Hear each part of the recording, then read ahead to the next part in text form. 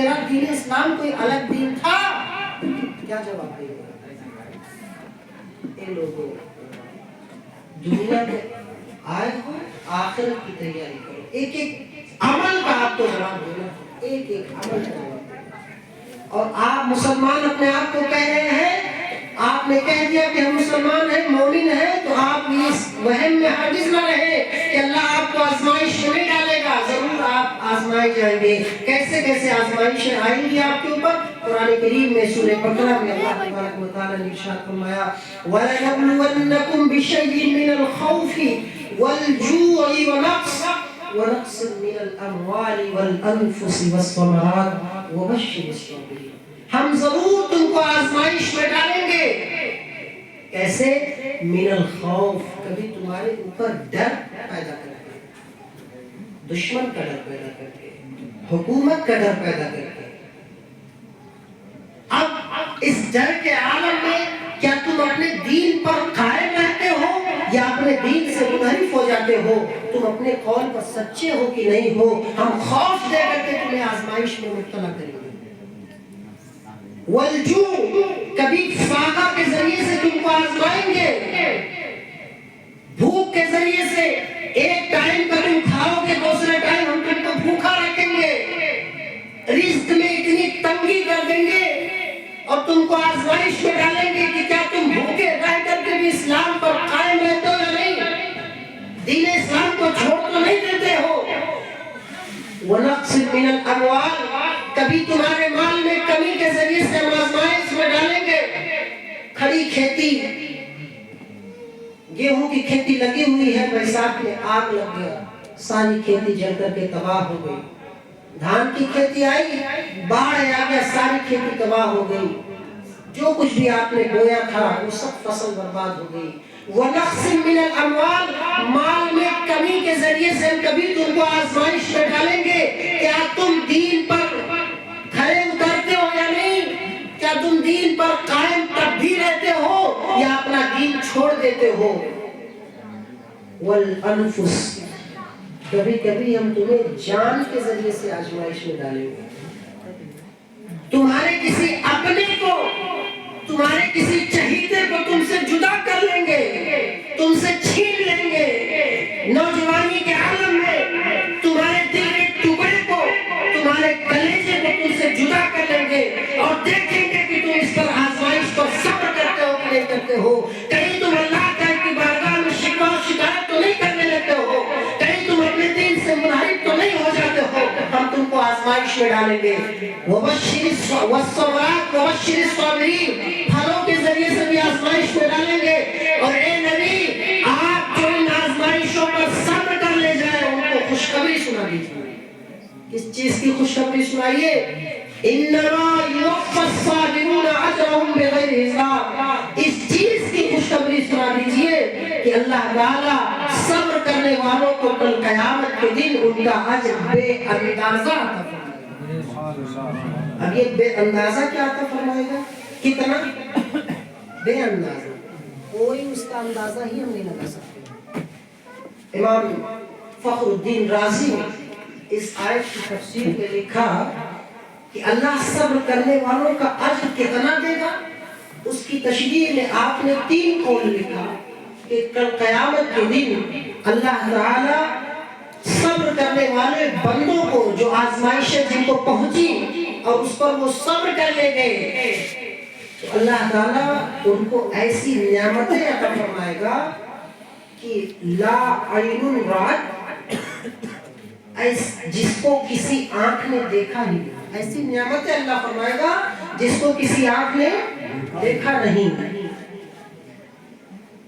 ولا خطر على قلب بشر، ایسی نعمتیں عطا فرمائے گا کہ جو کسی انسان کے دل میں ان نعمتوں کا تصور بھی نہیں گزرا. ایک تو نعمتیں آپ کو بہت نوازے گا.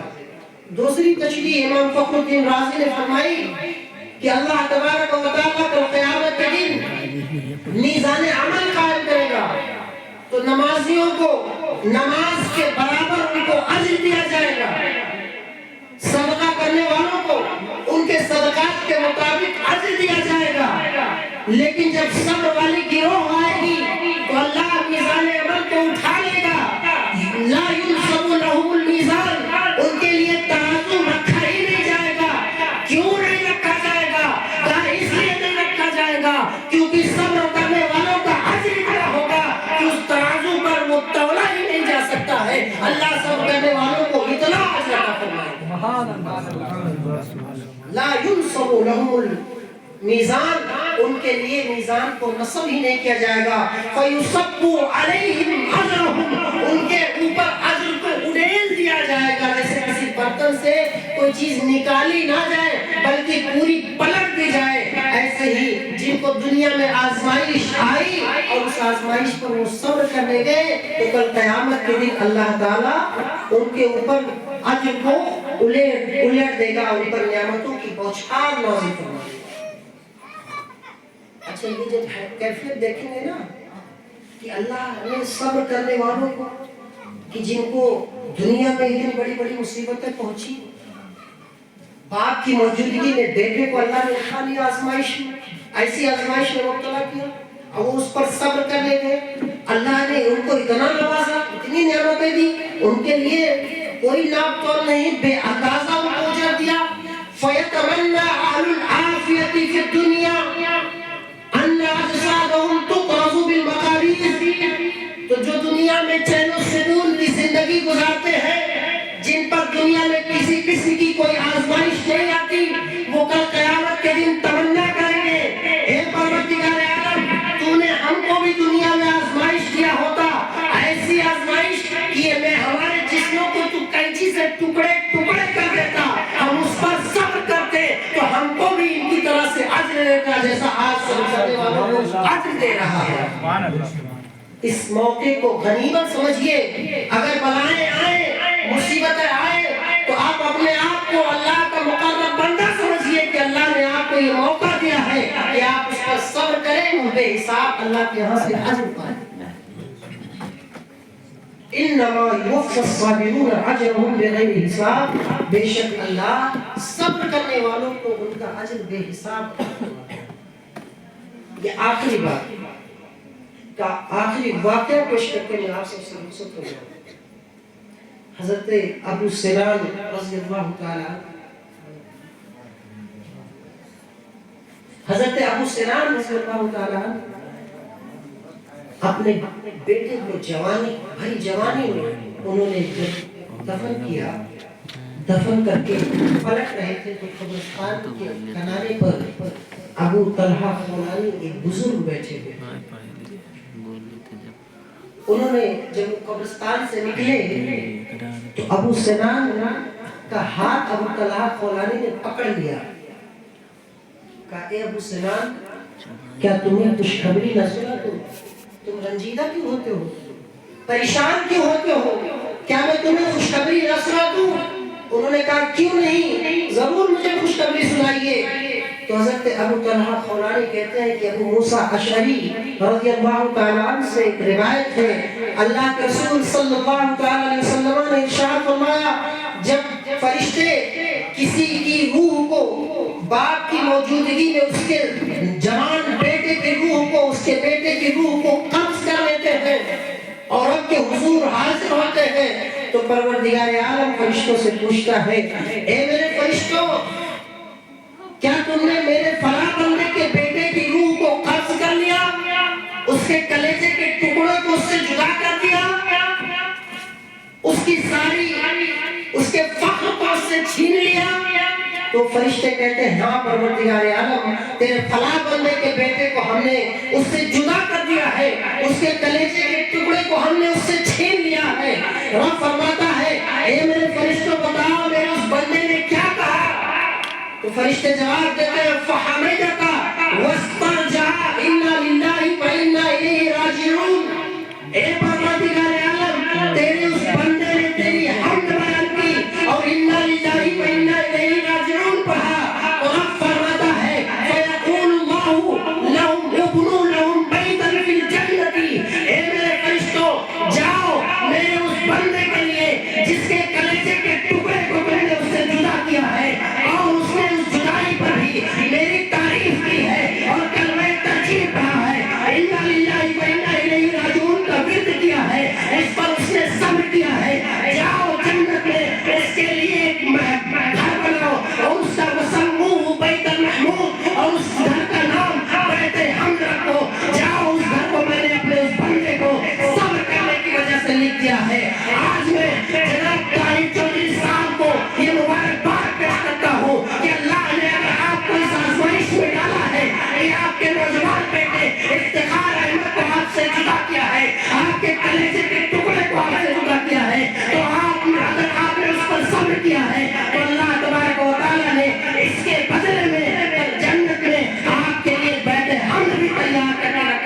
اس پر آپ کو اپنے دل کو تسکین دیجیے اور اسی پر صبر کا دامن تھامے رکھیے. انشاءاللہ اس سے بھی اعلیٰ درجے کا اللہ تبارک و تعالیٰ اجر آپ کو کل قیامت کے دن عطا فرمائے. اور کسی پر بھی آج یہ پیغام لے کر کے جاؤ, اگر کسی پر بھی کسی قسم کی کوئی آزمائش آتی ہے, کوئی پریشانی آتی ہے, تو اس پریشانی پر صبر کرنے کی کوشش کریں. جتنا زیادہ آپ صبر کریں گے اللہ تبارک و تعالیٰ آپ کے صبر کے مطابق آپ کو اجر عطا فرمائے گا. اور یہ کوئی ہم عام لوگوں کے لیے نہیں, اللہ جتنے مقرب بندے ہوتے ہیں ان کو سب سے زیادہ آزمائش میں ڈالتا ہے. اگر کسی پر کوئی بڑی آزمائش آتی ہے تو آپ اپنے آپ کو یہ سمجھیں کہ اللہ آپ کو محبوب رکھتا ہے, کیونکہ حضور صلی اللہ علیہ وسلم کی حدیث پاک ہے, صحابہ کرام نے پوچھا ایُّ الناس اشد بلاء, اے اللہ کے رسول یہ بتائیے سب سے بڑی آزمائش, سب سے سخت آزمائش کن لوگوں کی ہوتی ہے؟ تو اللہ کے رسول نے فرمایا الانبیاء ثم الامثل فالامثل, سب سے زیادہ آزمائش کس کی ہوتی ہے؟ انبیاء کی ہوتی ہے. کیا نبی انبیاء کرام اللہ کے جو پیغمبر ہوتے ہیں, نبی ہوتے ہیں, اللہ کے مقرب نہیں ہوتے؟ ہوتے ہیں نا. اللہ کے سب سے زیادہ مقرب وہی ہوتے ہیں, لیکن سب سے زیادہ آزمائش میں انہیں کو ڈالا جاتا ہے. علی مختار کائنات صلی اللہ علیہ وسلم کی سیرت پڑھیے, کتنی زیادہ آزمائشوں میں آپ کو ڈالا گیا. جتنا زیادہ رتبہ اللہ کے نزدیک جس کا بلند ہوتا ہے, اللہ تعالیٰ اس کو اتنا ہی بڑا اجر عطا فرماتا ہے, اس کو اپنا قریبی بندہ بناتا ہے, اس کو اتنی بڑی آزمائشوں میں مبتلا بھی فرماتا ہے. العطایا علی قدر البلایا, جتنی بڑی آزمائش ہوگی اتنا ہی بڑا آپ کو اللہ تعالیٰ اجر بھی عطا فرمائے گا. پچھلے ایک مہینے میں 30 دن کے اندر 40 دن کے اندر ایسی جاکار خبریں, اور صرف محلے میں پورا دھنورا غم و اندوہ میں ڈوبا ہوا ہے, سناٹا چھایا ہے. نوجوان لوگ اچانک سے ہمارے جو چہیتے تھے, جن کے ساتھ روزانہ اٹھنا بیٹھنا تھا, اللہ تعالیٰ نے اپنی مرضی کے تحت ان کو ہم سے جدا کر دیا. لیکن اس پر صبر ہے, اور آپ کو بھی تلقین یہی ہے کہ صبر کرتے رہیے. جس قدر آپ صبر کریں گے اللہ تعالیٰ آپ کو اتنا ہی اجر عطا فرمائے گا. اللہ تعالیٰ ہم سب کو صبر کی توفیق فرمائے. خصوصیت کے ساتھ اہل خانہ کو, مرحوم افتخار احمد صاحب کے والد محترم کو, ان کی والدہ کو, ان کی اہلیہ کو, ان کے بچوں کو, اور تمام پسماندگان کو, ہم سب کو رب ذوالجلال صبر کی توفیق رحمت فرمائے, اور اس پر خوب ہمیں اجر عطا فرمائے. اور کسی بھی قسم کی مصیبت, کسی بھی قسم کی کوئی آزمائش ہم سب پر آئے تو اللہ ہر وقت ہم سب کو صبر کی توفیق فرمائے. میرے ان چند جملوں میں کسی قسم کی کوئی خطا, کوئی لغزش ہو, رب کی بارگاہ میں دعا ہے پروردگار عالم سے معاف فرمائے. استغفر اللہ رب من کل ذنب و اتوب الیہ. السلام علیکم و رحمۃ اللہ وبرکاتہ.